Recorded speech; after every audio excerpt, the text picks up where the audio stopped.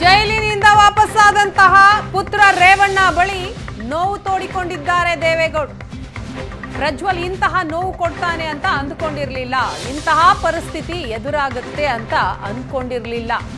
ನಮ್ಮ ಕುಟುಂಬದಲ್ಲಿ ಈ ರೀತಿಯ ಘಟನೆಗಳು ಈ ಹಿಂದೆ ನಡೆದಿರಲಿಲ್ಲ. ಕಷ್ಟಪಟ್ಟು ಪ್ರಧಾನಿ ಸ್ಥಾನದವರೆಗೂ ಕೂಡ ತಲುಪಿದ್ದೆ.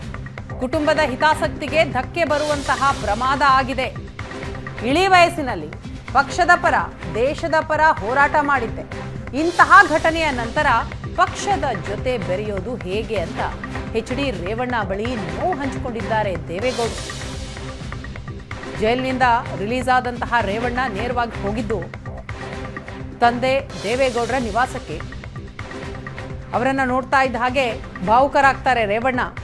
ಕಳೆದ 1 ಗಂಟೆಯಿಂದಲೂ ಕೂಡ ರೇವಣ್ಣ ಜೊತೆ ಮಾತನಾಡ್ತಾ ಇದ್ದಾರೆ ದೇವೇಗೌಡರು. ಜೊತೆಗೆ ಕುಮಾರಸ್ವಾಮಿ ಅವರು ಕೂಡ ಇದ್ದಾರೆ. ಪುತ್ರ ರೇವಣ್ಣ ಬಳಿ ತಮ್ಮ ನೋವನ್ನ ತೋಡ್ಕೊಂಡಿದ್ದಾರಂತೆ ದೇವೇಗೌಡರು. ಪ್ರಜ್ವಲ್ ಇಂತಹ ನೋವು ಕೊಡ್ತಾನೆ ಅಂತ ಅಂದ್ಕೊಂಡಿರಲಿಲ್ಲ. ಪ್ರೀತಿಯ ಮೊಮ್ಮಗ ದೇವೇಗೌಡರಿಗೆ ಪ್ರಜ್ವಲ್ ರೇವಣ್ಣ. ಇಂತಹ ಪರಿಸ್ಥಿತಿ ಎದುರಾಗುತ್ತೆ ಅಂತ ಅಂದ್ಕೊಂಡಿರಲಿಲ್ಲ ಅಂತ ಹೇಳ್ತಾರೆ. ನಮ್ಮ ಕುಟುಂಬದಲ್ಲಿ ಈ ರೀತಿಯ ಘಟನೆಗಳು ಈ ಹಿಂದೆ ಯಾವತ್ತೂ ಕೂಡ ನಡೆದಿರಲಿಲ್ಲ. ಕಷ್ಟಪಟ್ಟು ಪ್ರಧಾನಿ ಹುದ್ದೆಯವರೆಗೂ ಕೂಡ ತಲುಪಿದ್ದೆ. ಕುಟುಂಬದ ಹಿತಾಸಕ್ತಿಗೆ ಧಕ್ಕೆ ಬರುವಂತಹ ಪ್ರಮಾದ ಈಗ ಆಗಿದೆ. ಅದನ್ನು ಸರಿ ಮಾಡೋದು ಹೇಗೆ? ಇಳಿ ವಯಸ್ಸಿನಲ್ಲಿ ಪಕ್ಷದ ಪರ, ದೇಶದ ಪರ ಹೋರಾಟ ಮಾಡಿದ್ದೆ. ಇಂತಹ ಘಟನೆಯ ನಂತರ ಪಕ್ಷದ ಜೊತೆ ಬೆರೆಯೋದು ಹೇಗೆ ಅಂತ ನೋವನ್ನ ತೋಡ್ಕೊಳ್ತಾ ಇದ್ದಾರಂತೆ ದೇವೇಗೌಡರು.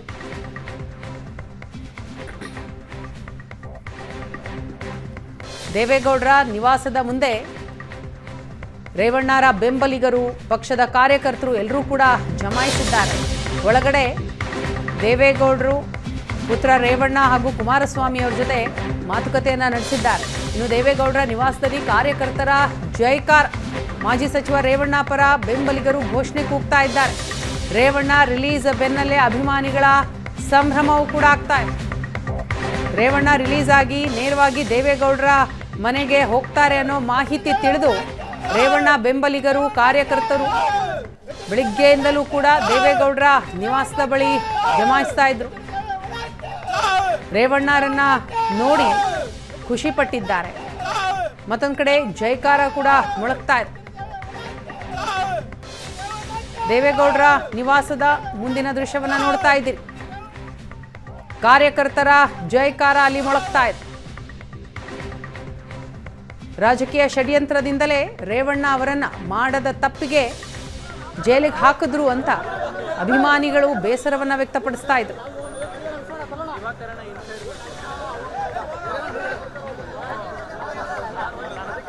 ದೇವೇಗೌಡರ ನಿವಾಸದ ಮುಂದೆ ಪೊಲೀಸ್ ಬಿಗಿ ಬಂದೋಬಸ್ತ್ ಕೂಡ ಇದೆ.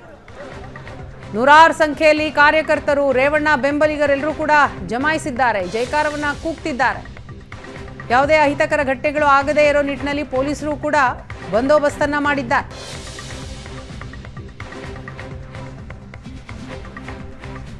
ಇದು ಹೊರಗಿನ ಚಿತ್ರಣ. ಆದರೆ ನಿವಾಸದಲ್ಲಿ, ದೇವೇಗೌಡರ ನಿವಾಸದಲ್ಲಿ ಪುತ್ರ ರೇವಣ್ಣರ ಜೊತೆ ದೇವೇಗೌಡರು ಹಾಗೂ ಕುಮಾರಸ್ವಾಮಿ ಮಾತುಕತೆಯನ್ನ ನಡೆಸಿದ್ದಾರೆ. ಜೈಲಿನಿಂದ ರಿಲೀಸ್ ಆಗಿದ್ದಾಯಿತು, ಮುಂದೇನು ಯಾವ ರೀತಿಯ ಕಾನೂನು ಹೋರಾಟಗಳನ್ನು ಮಾಡಬೇಕು ಅನ್ನೋ ಚರ್ಚೆ ನಡೀತಾ ಇದೆ. ಜೊತೆಗೆ ಆದಂತಹ ಬೆಳವಣಿಗೆಯ ಕುರಿತಾಗಿ ಬೇಸರವನ್ನು ಕೂಡ ವ್ಯಕ್ತಪಡಿಸ್ತಾ ಇದ್ದಾರೆ.